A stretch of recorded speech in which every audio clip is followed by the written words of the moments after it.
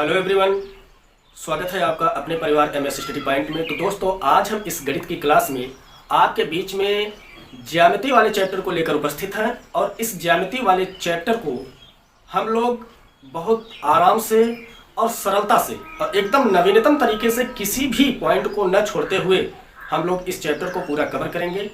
कारण कि तमाम प्रतियोगी परीक्षाओं में इस चैप्टर से हर बार सवाल पूछे गए हैं और अधिकतम मात्रा में पूछे गए हैं और आगे भी पूछे जाते रहेंगे। तो इस दृष्टिकोण से हमारे लिए ज्यामिति वाला चैप्टर बेहद महत्वपूर्ण हो जाता है। तो चलिए दोस्तों, समय न गवाते हुए हम लोग अपने टॉपिक पर पहुंचते हैं और इसमें जो हम सबसे पहले पढ़ने वाले हैं वो शुरुआत करेंगे रेखा एवं कोण से। कहाँ से दोस्तों? रेखा एवं कोण से। ठीक है दोस्तों, और इसमें जो हमें सबसे पहली चीज पढ़नी है वो पढ़नी है बिंदु। आखिर बिंदु कहते किसे हैं? ठीक है दोस्तों, सबसे पहले इस बिंदु की हम परिभाषा समझेंगे। ठीक, उसके बाद इनसे जुड़ी 2-3 पॉइंट इसके विषय में हम लोग समझते चलेंगे। ठीक है दोस्तों, तो सबसे पहले हमें बिंदु की क्या पढ़नी है? हमें पढ़नी है परिभाषा। इसकी परिभाषा क्या होती है?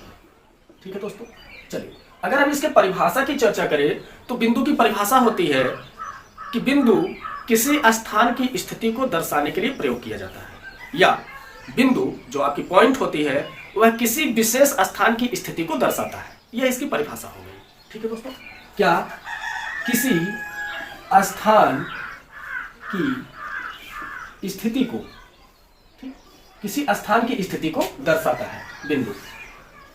दूसरी बात है जो इसी बिंदु से जुड़ी हुई है, इसकी परिभाषा में आप देखेंगे या इससे जुड़ी हुई बातें होती हैं कि इसकी लंबाई, चौड़ाई और ऊंचाई नहीं होती। आपको बिंदु में क्या पढ़ाया जाएगा कि इसकी लंबाई, चौड़ाई और ऊंचाई नहीं होती। जब इसकी लंबाई, चौड़ाई और ऊंचाई नहीं होती तो यह एक विमाहीन आकृति होता है। क्या होता है दोस्तों? यह एक विमाहीन आकृति होता है। विमाहीन आकृति का मतलब जिसका कोई आकृति या जिसका कोई बीमा का मतलब लंबाई, चौड़ाई, ऊंचाई में से कुछ भी ना हो। ठीक है दोस्तों, उसी को हम लोग विमाहीन आकृति कहते हैं। सवाल भी पूछ लिया जाता है इस पे कि बिंदु है, तमाम ऑप्शन देकर एक ऑप्शन दे दिया जाता है विमाहीन, तो आपका जवाब होना चाहिए विमाहीन आकृति होती है। ठीक है दोस्तों, और तीसरी बात जो इससे जुड़ी हुई है वह यह है, ठीक है, क्या कि जो बिंदु होता है, ये जो आपका बिंदु होता है, यह अगर देखा जाए तो वृत्त के आकार का दिखता जरूर है परंतु इसकी कोई त्रिज्या नहीं होती। तो आप बिंदु में पढ़ेंगे कि इसकी जो त्रिज्या होती है इसकी कोई त्रिज्या नहीं होती। इतनी बातें जान लिए। क्या क्या? इसकी परिभाषा को हमने जान लिया कि यह किसी स्थान की स्थिति को दर्शाता है। ठीक है दोस्तों, और इससे जुड़ी हुई बातें यह है कि इसकी लंबाई, चौड़ाई और ऊंचाई नहीं होती। तीसरी बात हमने जान लिया कि यह विमाहीन आकृति होती है, और चौथी बात हमने जान लिया कि यह वृत्त की तरह दिखता जरूर है छोटा सा, परंतु इसकी कोई त्रिज्या नहीं होती। ठीक है दोस्तों, इससे जुड़ी हुई जो बातें हैं यहां से आपसे प्रश्न किया जा सकता है। अच्छा, ये तो थी बिंदु के विषय में। अब यदि हम बिंदु के प्रकार की बात करें, बिंदु के प्रकार की, बिंदु कितने प्रकार के होते हैं? अब आप समझ रहे हैं सर बिंदु भी कई प्रकार के होते हैं। जी हाँ, बिल्कुल होते हैं। क्या होते हैं? बिंदु को 2 प्रकार में बांटा गया है। कितने प्रकार में बांटा गया है? 2 प्रकार में। क्या क्या? पहला है आपका संरेखीय बिंदु। क्या है दोस्तों? संरेखीय बिंदु। ठीक, और दूसरा होता है आपका असंरेखीय बिंदु। असंरेखीय बिंदु। ठीक, अब ये संरेखीय बिंदु क्या होता है, असंरेखीय बिंदु क्या होता है? तो अब आप समझ लीजिए, संरेखीय बिंदु का मतलब होता है कि जब कई बिंदु, ठीक, 2 या 2 से अधिक भी कह सकते हैं या फिर कई कह सकते हैं, ठीक, जब कई बिंदु एक ही रेखा पर स्थित होते हैं तो उसे हम संरेखीय बिंदु कहते हैं। क्या? जब कई बिंदु एक ही रेखा पर स्थित होते हैं उसे हम संरेखीय बिंदु कहते हैं। जैसा कि आपने चित्र के माध्यम से देखा कि एक ही रेखा पर कई बिंदु स्थित हैं, तो अब ये जो बिंदु आपके कहलाएंगे वह संरेखीय बिंदु कहलाएंगे। ठीक है दोस्तों, इतनी बात समझ में आ गई। चलिए अब हम आते हैं असंरेखीय बिंदु पर। असंरेखीय बिंदु किसे कहते हैं? जब कई बिंदु कई रेखा पर स्थित होते हैं, ठीक, उसी को असंरेखीय बिंदु कहते हैं। इसका आप अपोजिट कह सकते हो कि कई बिंदु एक ही रेखा पर स्थित होता है, परंतु असंरेखीय में क्या होता है कि कई बिंदु अनेक अनेक रेखा पर स्थित होते हैं, मतलब अलग अलग रेखाओं पर स्थित होते हैं। जैसे आपने देखा कि एक बिंदु यहाँ है, एक बिंदु यहाँ है और एक बिंदु यहाँ पर है। ठीक है, अब ये जो बिंदु है यह एक रेखा पर स्थित ना होकर अलग अलग रेखाओं पर स्थित होते हैं, इसलिए ये आपके असंरेखीय बिंदु कहलाते हैं।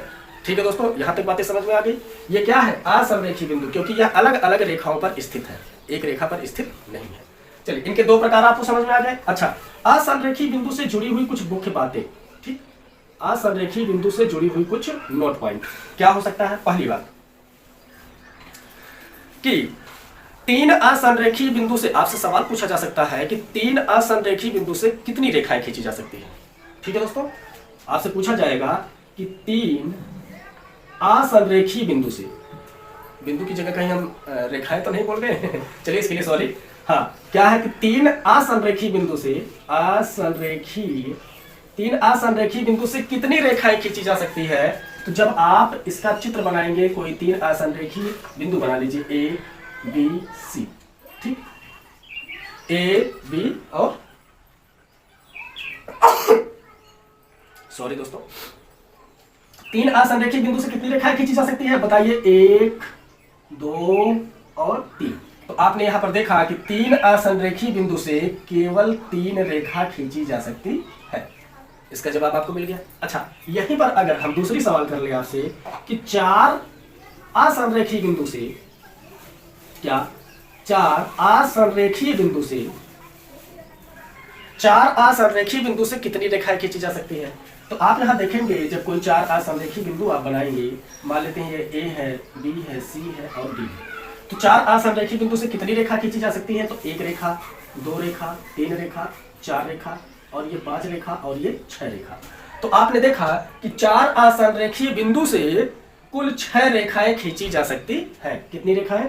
6 रेखा खींची जा सकती है। इस प्रकार से आपका सवाल यहां से भी किया जा सकता है। असंरेखी बिंदु से पूछ लेगा कि 5 असंरेखी बिंदु से कितनी रेखाएं खींची जा सकती है। ठीक है दोस्तों, आई होप ये बिंदु वाला जो मैटर था ये आपको पूरा समझ में आ गया होगा। चलिए एक बार फिर से हम रिवाइज कर दे रहे हैं। बिंदु की परिभाषा होती है कि बिंदु किसी स्थान की स्थिति को दर्शाता है। ठीक, ये इसकी लंबाई, चौड़ाई और ऊंचाई नहीं होती, यह एक बीमाहीन आकृति होती है और इसकी कोई त्रिज्या नहीं होती। ठीक है दोस्तों, इतनी बातें।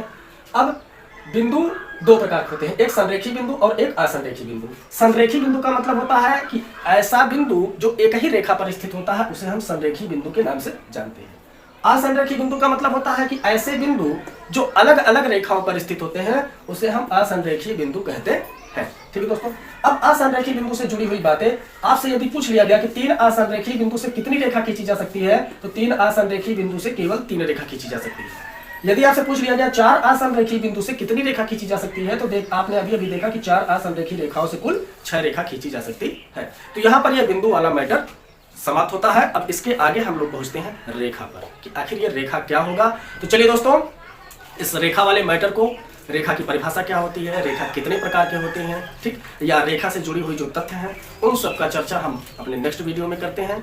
आई होप ये आपको पूरा समझ में आया होगा, क्योंकि ज्यामिति पढ़ने से पहले कुछ बेसिक कॉन्सेप्ट होते हैं। यदि यह बेसिक कॉन्सेप्ट आपको नहीं पता रहेगा तो आगे आपको कठिनाई का सामना करना पड़ेगा। तो इसलिए दोस्तों इसे पढ़ना बेहद जरूरी हो जाता है। तो आई होप आपको यह वीडियो समझ में आया होगा। यदि नहीं समझ में आता है तो एक बार 2 बार और देखिएगा। और हाँ, यदि आप हमारे चैनल पर नए हैं तो चैनल को लाइक, सब्सक्राइब और शेयर करना बिल्कुल ना भूलिएगा। दोस्तों, आपके लिए हम लोग इतना मेहनत करते हैं, हो सकता है कि आपके शेयर से हम लोगों को कुछ ऐसा मोटिवेशन मिल जाए जिससे आपके बीच में अच्छा सा अच्छा कंटेंट लाने के लिए एकदम मजबूर हो जाए। तो इसके आगे आप लोग समझदार हैं। ठीक है दोस्तों, इन्हीं सब बातों के साथ धन्यवाद।